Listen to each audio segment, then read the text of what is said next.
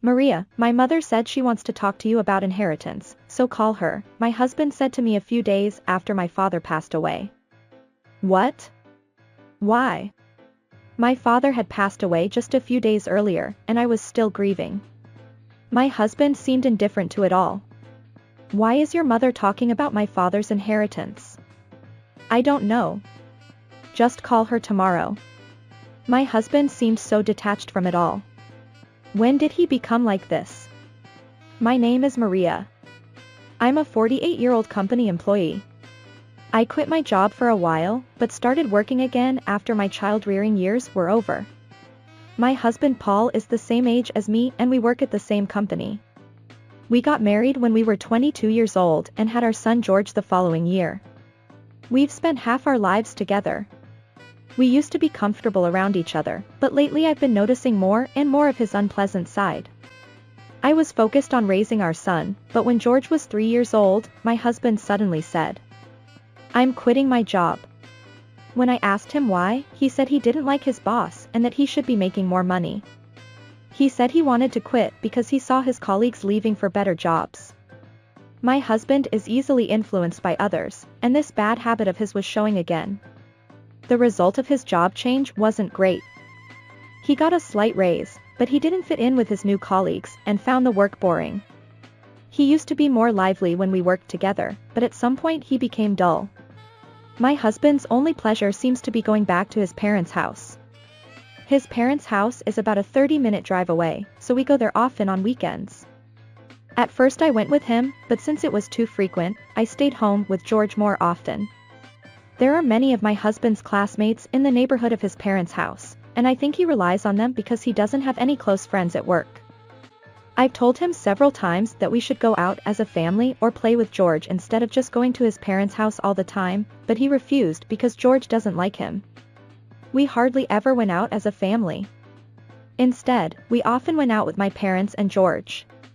My father bought real estate during the bubble economy and had passive income from it. He also worked as an ordinary company employee, so I think we were relatively well off. My parents always came to pick us up in their car when we went out. I thought my in-laws didn't want to see George because they didn't invite him over or complain about it, but it seems they like their son more than their grandson. That kind of life continued until George was in junior high school. It became less frequent when he became a junior high school student, but when I told my father about it, he seemed sad. My father bought a high-rise condominium that was being built near where we lived. When I asked him why, he said that you could see fireworks from the room and seemed excited about it. He remembered how impressed George was when they went to see fireworks before and thought that if they could see fireworks from the condominium, George would be happy too. When my parents started living in the high-rise condominium, George was already a high school student, but when I told him about my father's idea, he immediately visited his grandparents to see the fireworks. Since then, they have gathered there on the day of the fireworks festival every year. My mother said that my father who said that someday he would drink alcohol with George while watching fireworks was cute. My mother was originally weak in health and died after a while. It was sad even though I had prepared for it. However, on the day of the fireworks festival every year, we visited my father's place with George without fail. When George turned 20 years old and drank alcohol with my father for the first time on the day of the fireworks festival, my father was really happy. My husband only went once at first. The next time he met my father was at my mother's funeral. My husband is still easily swayed, and when the topic of cleaning the house comes up around him, he suddenly starts cleaning. When someone says they went to a popular spot with their child, he suddenly wants to go with us even though he rarely goes out with us. Well, I don't think he's a bad person at heart, and I've accepted it because we can live relatively comfortably. But things have changed. My father collapsed and passed away at work. His colleagues called an ambulance for him, but he passed away at the hospital. He had an acute myocardial infarction, and if he had collapsed at home, he might have been left there for days. Maybe it was better that he collapsed in a public place. My husband and George also came to see him, but they didn't make it in time. We finished the funeral somehow while grieving. Then an unexpected person spoke to me. "Maria, are you okay?" It was my mother-in-law who said that. I didn't have much contact with her, but I thought my in-laws were worried about me. That high-rise condominium is still worth a lot because it's in a redevelopment area. You can get a considerable amount of money if you sell it now. I was stunned by her unexpected words, and my mother-in-law continued. Only Maria will inherit the estate.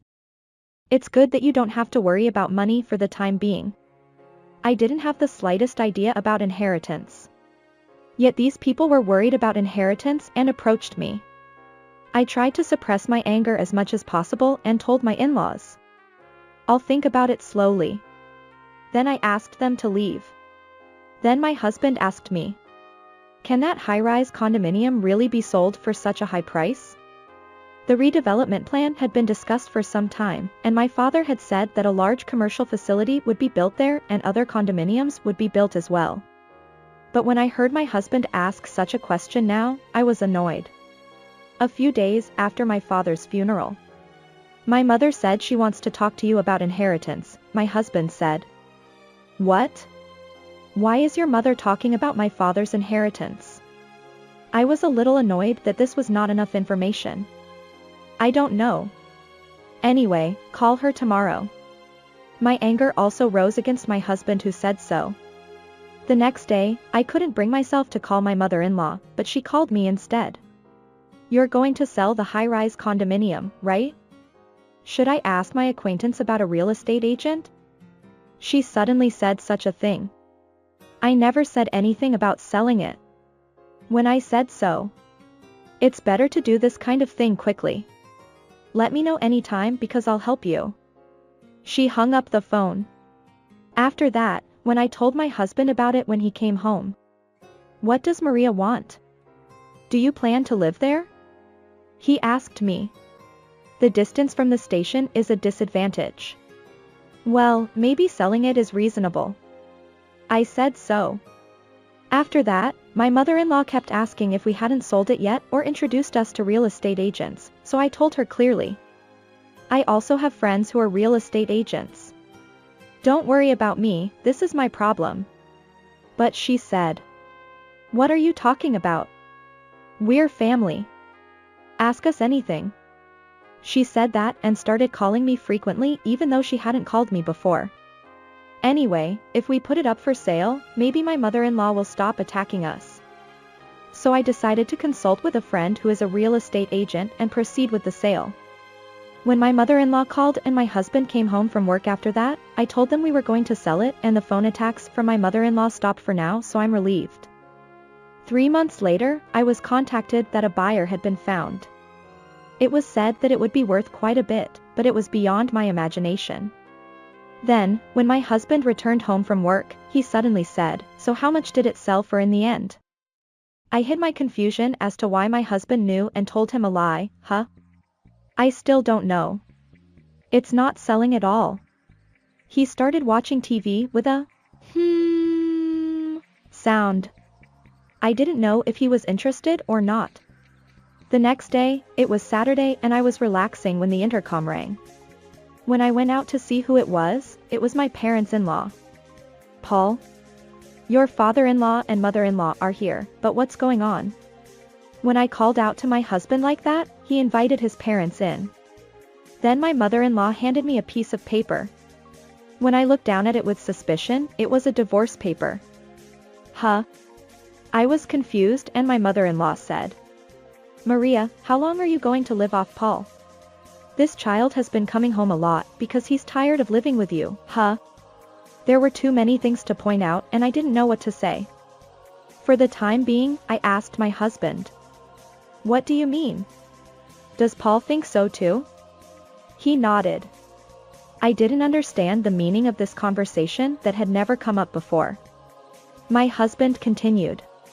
If we get divorced and split the money, we can live for a while, can't we? My parents-in-law also nodded. A friend of mine who is a real estate agent said that the high-rise condominium sold for a considerable amount of money. If that's the case, we'll get a lot of money and we'll be able to live for a while even if we get divorced. What is this person? They're unbelievable people. While I was stunned, my husband began filling out the divorce papers. My husband really intends to get divorced. Do my parents-in-law want my husband to come back to their house, or do they hate me? They must have whispered something to my husband and he must have been swayed again. So they want me to get divorced and take the money from the high-rise condominium that has been inherited by me. My husband must have thought it was a good idea and it made me sad, but he probably thinks that he can get away with getting an inheritance himself if he gets divorced. However, inherited property is not subject to property division. Knowing this, I snatched away the divorce papers and filled them all out on the spot. When I said that I would take care of it, my husband said, "It's too much trouble, so just do it. And I'm leaving here so Maria can live here," he said as he left with his parents. He said he would come back later for only his large luggage and left pulling his suitcase. They must have planned with their parents-in-law and waited for the right time to leave. Since they are preparing to leave home properly, there is nothing more to say to my husband. I called my son George on the phone and told him about this incident. "What? What's that all about?" George was angrier than me, but after thinking about something. "Just wait a little bit before submitting the divorce papers," he said. I asked him why, but he didn't answer, so there must be something he's thinking about, so I decided to wait for George's call. A week later, George came to my house. They were thinking about this, he said, taking out several photos. It was my parents-in-law's house. However, it was not the old-fashioned house that had been there until now, but a new one, so I didn't know until he told me. When I asked what it meant, he said that his university friend lived near my parents-in-law's house and took these photos. Moreover, my parents-in-law had been boasting about it in the neighborhood, saying that they had recently rebuilt it. George's friend had fun playing detective and took these photos.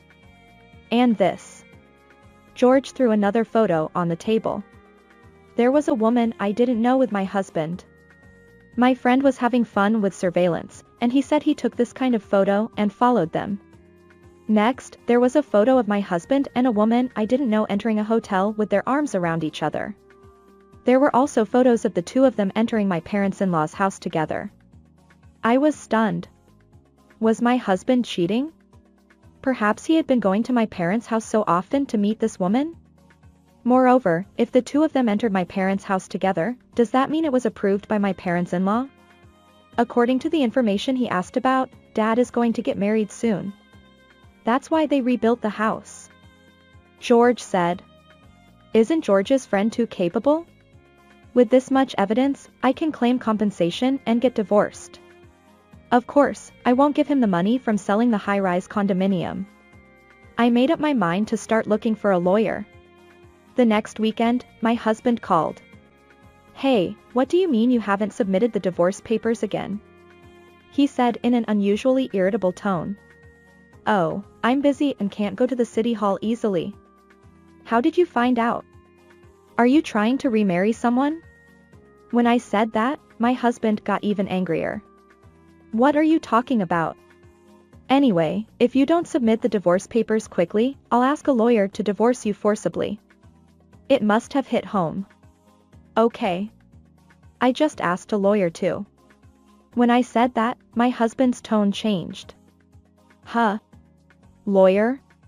Yes, I think I'm going to ask for compensation. Compensation? For what? My husband seemed to be in a hurry and his voice got louder. For cheating. You cheated every time you went back to your parents' house? How long has it been going on? I sighed. No. That was a high school classmate. He said he divorced and went back to his parents' house and only lasted about 2 years. My husband stopped as if he had realized something when he said that much. Oh, 2 years. A high school classmate. Thank you for the useful information. My husband laughed it off. Oh, yeah, it's been 2 years. But we're getting married soon. So if you don't submit the divorce papers quickly, we'll be in trouble because both parents have agreed. You're talking a lot, but are you okay? Then my husband laughed through his nose. There's no way I'm asking for compensation for cheating. Because if we get divorced, we'll divide our property. Actually, the lawyer has already set his sights on that. The money from selling your high-rise condominium is quite a bit even after dividing our property, so compensation is just a small amount. My husband started saying nonsensical things.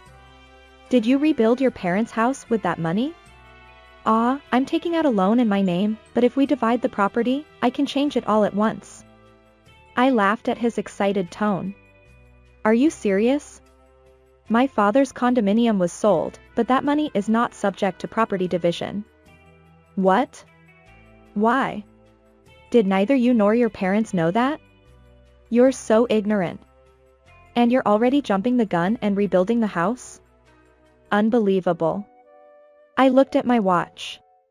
It was almost time. By the way, Paul, are you at home now? Yeah, why? My husband still sounded confused. Well, I'll be there soon. I heard the intercom over the phone and told my husband to answer it. George. My husband's surprised voice echoed. George had gone to see my husband with a lawyer.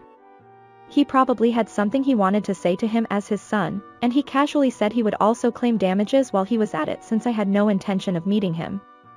I don't care if you divorce me. I don't have many memories with you anyway. But if you try to take Grandpa's inheritance from Mom, I won't forgive you. I have more memories with Grandpa, Grandma, and Mom than with you. I heard George's voice over the phone. Tears came to my eyes at his words. Afterwards, I claimed damages for my husband's infidelity and we were divorced. It seems that the person who had an affair with him was told that he was divorced and single. And he seems to have been sued for marriage fraud. I heard from George's friend that my in-laws had just finished building their house but were already putting it up for sale. My husband didn't seem to have quit his job, so maybe he moved into the company housing or my in-laws' house. However, it was an old building with a bad reputation for human relationships. Well, it's good that he has a place to live. I hope he works hard. I sold my father's high-rise condominium and bought a well-located condominium with the money. George said he would come see me with his girlfriend this summer because they could see fireworks from there. I imagined attending my son's wedding in the future and was grateful for how much he had grown.